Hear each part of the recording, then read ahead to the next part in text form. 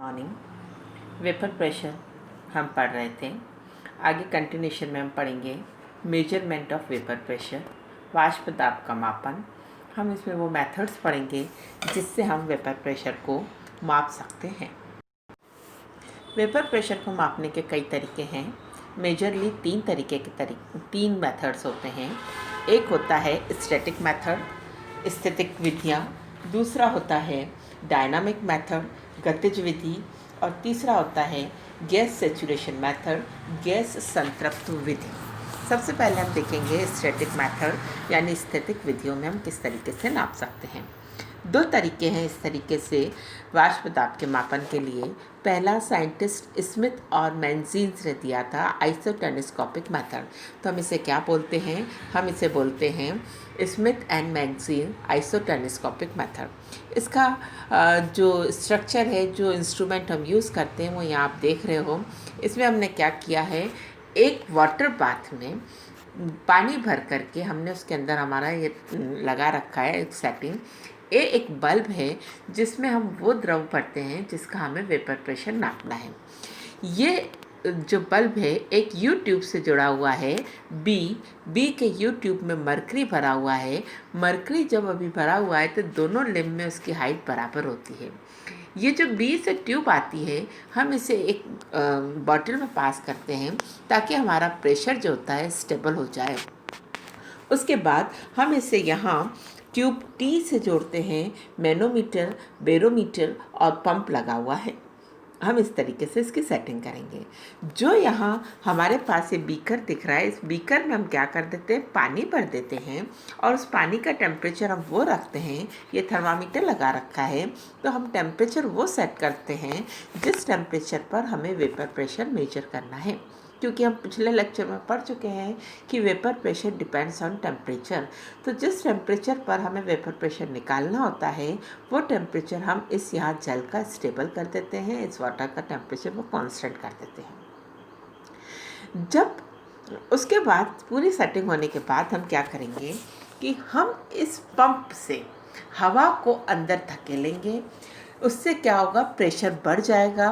Pressure बढ़ने पर उसका वेपर प्रेशर जब बॉइलिंग पॉइंट के बराबर हो जाएगा तो ये लिक्विड यहाँ बॉयल होने लगेगा। ये हम सब पढ़ चुके हैं। तो यहाँ से जब हम पंप से प्रेशर को, हवा को अंदर धकेलेंगे, प्रेशर बढ़ेगा तो ए का लिक्विड बॉयल होने लगेगा इसी टेम्परेचर पर, जब इसका वेपर प्रेशर उस प्रेशर के बराबर हो जाएगा। जब ए लिक्विड हमारा बॉयल होगा तो इसकी वेपर ऊपर जाएगी। जब वेपर ऊपर जाएगी तो यहाँ मरकरी का जो लिम्ब है उसमें उसके ऊपर से प्रेशर डालेगी। तो उससे क्या होगा, मरकरी के इस लिम्ब में पहले वाले में उसका लेवल नीचे चला जाएगा और दूसरे वाली में उसका लेवल क्या हो जाएगा, दूसरे वाली में उसका लेवल ऊपर आ जाएगा। यानी ये जो पहले इक्वल था दोनों में, वो अब अनइक्वल हो जाएगा। उस अनइक्वल को हम अब क्या करेंगे, जितना अनइक्वल हुआ वो इस टेम्परेचर पर इस लिक्विड का वेपर प्रेशर हुआ, वो हम कैसे मेजर करेंगे। अब हम बेरोमीटर और मैनोमीटर, बेरोमीटर से सेटिंग करते हैं। बेरोमीटर से सेटिंग करके हम दोनों लिम्ब में मरकरी की हाइट को बराबर कर देते हैं। उस समय मैनोमीटर जो रीडिंग देगा वो भी हम पढ़ देंगे। तो हमारा इसका वेपर प्रेशर क्या आएगा, बेरोमीटर रीडिंग माइनस मैनोमीटर की रीडिंग हमें उस लिक्विड का उस टेम्परेचर पर वेपर प्रेशर का कैलकुलेशन दे देता है। ये मेथड साइंटिस्ट स्मिथ और मैंजीन ने यूज़ किया था, इसलिए हम ये मेथड कहते हैं। और इस मेथड में आइसोटेलेस्कोप यूज़ किया हुआ है, इसलिए इसे आइसोटेलेस्कोपिक मेथड भी कहते हैं।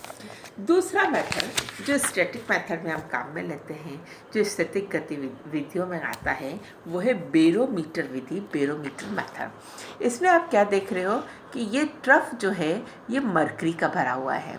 इसके ऊपर हमने एक ट्यूब उल्टी करके लगाई है, वो भी किससे भरी हुई है, मरकरी से भरी हुई है। जब हम मरकरी से भरी हुई ट्यूब इसके ऊपर लगाते हैं तो ऊपर हल्का सा खाली स्पेस रह जाता है। जब हम इसे डालते हैं तो जितनी हवा निकल जाती है वो निकल जाती है और एक बार ये सेटिंग हो जाती है। इस ट्यूब को हमने यहाँ पर एक जैकेट में एंक्लोज कर रखा है। इस जैकेट में एक इनलेट है, एक आउटलेट है। इस जैकेट में हम उस टेम्परेचर का पानी फ्लो करते हैं जिस पर हमें वेपर प्रेशर नापना है। ठीक है। तो उस टेम्परेचर का पानी एक एंड से आ रहा है, एक एंड से जा रहा है, तो टेम्परेचर मेंटेन है जिस पर हमें वेपर प्रेशर निकालना है। अब हम क्या करेंगे कि जिस लिक्विड का हमें वेपर प्रेशर निकालना है उसे हम इस ड्रॉपर से लेकर के यहाँ पर एंटर कर देते हैं। ड्रॉपर से लेकर हम वो लिक्विड यहाँ एंटर कर देते हैं। लिक्विड ऊपर जाएगा, लिक्विड के कॉलम में से चढ़ करके उसका जितना वेपर प्रेशर उस टेम्परेचर पर होगा, उस लिक्विड का उतनी वेपर इस कॉलम को क्रॉस करके ऊपर चली जाएगी और ऊपर जमा हो जाएगी। यानी पहले जितनी हाइट तक एम्प्टी स्पेस थी वो और नीचे आ जाएगा, मरकरी का कॉलम फॉल हो जाएगा। कितना फॉल होगा? इस टेम्परेचर पर, जो टेम्परेचर इस वाटर का यहाँ पर पास हो रहा है उस टेम्परेचर पर यहाँ से इंट्रोड्यूस करे गए लिक्विड का जितना वेपर प्रेशर होगा उतना ये लेवल नीचे फॉल होगा और हम इस तरीके से उस लिक्विड का उस टेम्परेचर पर वेपर प्रेशर पढ़ सकते हैं। तो ये दो मेथड थे, आइसोटेलिस्कोपिक मेथड और बेरोमीटर मेथड, जिससे हमने हमारे लिक्विड का वेपर प्रेशर मेजर किया। नेक्स्ट मेथड है डायनामिक मेथड, गतिज विधि।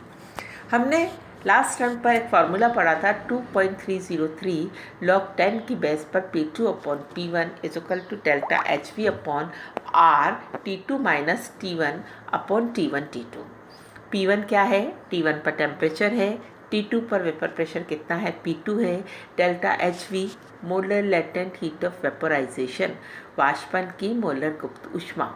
R कांस्टेंट है, तो अगर हमें T1 पर P1 पता है तो इस फार्मूले से हम T2 पर P2 पता कर सकते हैं। ये मेथड कहलाता है डायनामिक मेथड। इस तरीके से भी कर सकते हैं और हम इसकी स्टैंडर्ड टेबल बना करके भी उससे बाद में कभी भी यूज़ करके प्रेशर को कैलकुलेट कर सकते हैं।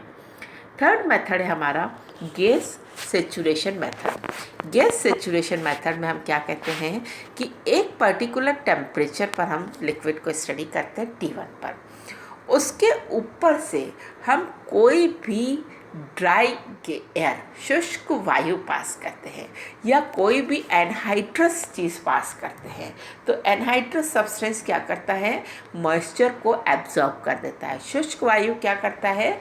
जब उसे लिक्विड के ऊपर से पास करते हैं तो शुष्क वायु उस लिक्विड के ऊपर जितनी भी उसकी वेपर होगी उसको एब्जॉर्ब कर देगा। पास होने से पहले वो खाली ड्राई एयर थी, पास होने के बाद ड्राई एयर के साथ साथ उसमें वो वेपर भी है जो उस गैस से जो उस लिक्विड के ऊपर से उसने कलेक्ट करी, तो अब उसका वेट बढ़ जाएगा। पास होने से पहले जब हमने एक्सपेरिमेंट किया उसके पहले ड्राई एयर का वेट हमारे पास W1 था, तो जब हमारा एक्सपेरिमेंट हो जाता है उसका वेट W2 हो जाता है। तो W2 माइनस W1 जो वेट है, ये वेट वास्तव में W किसका वेट है? ये वेट हमारे पास उस लिक्विड की वेपर का वेट है। वेपर के वेट को हम मॉलिक्यूलर वेट से डिवाइड कर देंगे तो वो किसका वैल्यू देगा? हमें n का। हम फार्मूला क्या जानते हैं? PV is equal to nRT। तो n की जगह हमारे पास क्या आ गया? W और m, RT और V आपको पता है। तो अगर आपको W पता लग गया, m कांस्टेंट होता है आपको पता है, R कांस्टेंट आपको पता है, T आपको टेम्परेचर, जिस टेम्परेचर पर हम स्टडी कर रहे हैं वो है, और कितना वॉल्यूम है अगर ये आपको पता है तो we can calculate pressure, we can calculate vapor pressure by this method। तो हमने यहाँ पर टोटल 4 मेथड पढ़े। पहला आइसोटेलिस्कोपिक मेथड, दूसरा हमने पढ़ा बेरोमीटर मेथड, तीसरा हमने पढ़ा डायनामिक मेथड और चौथा हमने पढ़ा गैस सेचुरेशन मेथड। इस तरीके से हम वेपर प्रेशर को यहाँ पर हमारे हर फॉर्मूले में बार बार डेल्टा HV आता है। हम डेल्टा HV को क्या टर्म देते हैं? Molar latent heat of vaporisation, molar वाष्पीकरण की गुप्त ऊष्मा। तो ये क्या होता है हम ये देखेंगे। हमने क्या कहा? As a result of vapour pressure remaining liquid cools down. तो जैसे जैसे वेपर प्रेशर होता जाता है लिक्विड का टेम्परेचर कम होता जाता है। लेकिन हम दूसरी बात कहते हैं कि vapour pressure depends on temperature, यानी अगर टेम्परेचर कम हो गया तो वेपर प्रेशर भी कम हो जाएगा। और अगर हम कोई वेपर प्रेशर मेजर कर रहे हैं, अगर हम कोई प्रॉपर्टी मेजर कर रहे हैं जो टेम्परेचर पर डिपेंडेंट है, तो हमें सिस्टम का टेम्परेचर कांस्टेंट बनाए रखना पड़ेगा। तो वेपर प्रेशर के कारण सिस्टम के टेम्परेचर में जितनी कमी आ रही है उस टेम्परेचर को मेंटेन करने के लिए बाहर से जो हीट सप्लाई करी जाती है वो क्या कहलाती है? गुप्त ऊष्मा कहलाती है। किसके लिए है? वाष्पन के लिए है। तो हम इसे क्या कहते हैं? वाष्पन की गुप्त ऊष्मा। नेचुरली ये अमाउंट ऑफ लिक्विड पर डिपेंड करेगी। अगर 1 ग्राम के लिए होगी तो हम इसे gram latent heat of vaporisation कहेंगे, और अगर 1 मोल के लिए होगी तो molar latent heat of vaporisation कहेंगे। ठीक है, क्या कहा हमने? As a result of vapour pressure liquid temperature falls down. उस टेम्परेचर को, उस ताप को बनाए रखने के लिए हमें बाहर से ऊर्जा देनी पड़ेगी, क्योंकि हम वेपर प्रेशर एक पर्टिकुलर टेम्परेचर पर मेंटेन कर रहे हैं। यानी उस टेम्परेचर को मेंटेन करने के लिए बाहर से जितनी ऊष्मा दी जाती है वो वाष्पन की गुप्त ऊष्मा कहलाती है। तो अगर 1 मोल के लिए होगा तो वो मोलर वाष्पन की गुप्त ऊष्मा कहलाएगी। हमने क्या definition the? At constant temperature. हमारे डेफिनेशन में क्या टर्म है? एट कांस्टेंट टेम्परेचर, स्थिर ताप पर 1 मोल लिक्विड को वाष्पीकरण के लिए आवश्यक ऊष्मा को वाष्पन की गुप्त ऊष्मा कहते हैं। मोल है इसलिए मोलर वाष्पन की गुप्त ऊष्मा कहलाएगा। ओके, जैसे जैसे अब दूसरी बात हम कर रहे हैं, पहली बात डेफिनेशन हो गई। दूसरी बात हम ये भी कह सकते हैं हीट ऑफ वेपोराइजेशन और हीट ऑफ कंडेंसेशन सेम चीज़ होती है। 1 मोल लिक्विड को वेपर में बदलने के लिए जितनी ऊष्मा चाहिए उसे हम हीट ऑफ वेपोराइजेशन कहते हैं, और 1 मोल वेपर को लिक्विड में कंडेंस जब होगा तो जितनी हीट रिलीज होगी वो क्या कहलाएगी? Heat of condensation. Vice versa है बच्चों, वेपोराइजेशन में जितनी हीट चाहिए होती है कंडेंसेशन में उतनी हीट बाहर निकलती है। अमाउंट सेम है। हीट ऑफ वेपोराइजेशन कहेंगे तो लिक्विड से वेपर में जाएगा और हीट हमें सप्लाइड करनी पड़ेगी। हीट ऑफ कंडेंसेशन, संघनन की ऊष्मा कहेंगे तो उतनी हीट रिलीज होगी और वेपर से लिक्विड में कन्वर्जन होगा। नेक्स्ट बात हम यहाँ पर देखते हैं कि टेम्परेचर बढ़ने के साथ साथ डेल्टा एचवी के मान में कमी आती है। हम यहाँ पे इम्पोर्टेंट फैक्ट क्या कह रहे हैं? जैसे जैसे टेम्परेचर बढ़ता है वैसे वैसे डेल्टा एचवी के मान में कमी आती है। दूसरा स्टेटमेंट हम क्या दे रहे हैं? Eight critical temperature delta H we becomes 0। Temperature बढ़ने के साथ साथ कम होता जाता है और क्रांतिक ताप पर जाकर इसका मान 0 हो जाता है। क्यों 0 हो जाता है? क्रांतिक ताप, क्रिटिकल टेम्परेचर किसको कहते हैं? वो टेम्परेचर जिस पर लिक्विड और वेपर में कोई डिफरेंस नहीं रहता, यानी डिफरेंस ही नहीं है तो वेपोराइजेशन के लिए एनर्जी नहीं चाहिए, इसलिए डेल्टा एच वी का मान 0 हो जाता है। ठीक है, डेल्टा एच वी के कंसेप्ट में पहली बात हमने क्या पढ़ी? टेम्परेचर बढ़ने के साथ साथ डेल्टा एच वी के मान में कमी आती है और क्रिटिकल टेम्परेचर पर जाकर इसका मान 0 हो जाता है। दूसरी इम्पोर्टेंट बात, डेल्टा एच वी की कंपैरिजन में हमें पढ़ते हैं कि डेल्टा एच वी का मान हीलियम, आप लोग बुक में टेबल देखना, टेबल देखने पर आपको पता लगेगा हीलियम में इसका मान मिनिमम आता है, उसके बाद हीलियम में इसका मान बिल्कुल 0 आता है, उसमें कोई डेल्टा एच वी का मान नहीं होता है। कम मान किस में होता है? नॉन पोलर में, अध्रुवीय विलायक में, और अगेन हम जैसा कहते आए हैं ध्रुवीय विलायक वाटर में इसका मान बहुत ज़्यादा होता है। क्यों? आप सबको पता है ये किस पर डिपेंड करता है? इंटरमॉलिक्यूलर फोर्स ऑफ अट्रैक्शन पर डिपेंड करता है। हम उल्टा चलते हैं, पोलर लिक्विड में इंटरमॉलिक्यूलर फोर्स ज़्यादा है तो ज़्यादा एनर्जी चाहिए कि, इसलिए हमें बाहर से ज़्यादा ऊष्मा देनी पड़ेगी, इसलिए गुप्त ऊष्मा का मान भी ज़्यादा होता है। जब हम ईथर, बेंजीन, एसीटोन जैसे कम ध्रुवीय या अध्रुवीय विलायक की बात करते हैं तो उसमें कम इंटरमॉलिक्यूलर फोर्स ऑफ अट्रैक्शन होता है, इसलिए डेल्टा एच वी का मान कम होता है। हीलियम का मान जब आप बुक में देखोगे तो डेल्टा एच वी की वैल्यू जो इसमें लिखी हुई है वो 0 लिखी हुई है। डेल्टा एच वी की वैल्यू 0 क्यों लिखी हुई है? क्योंकि हीलियम आप सब जानते हो मोनो एटॉमिक गैस है।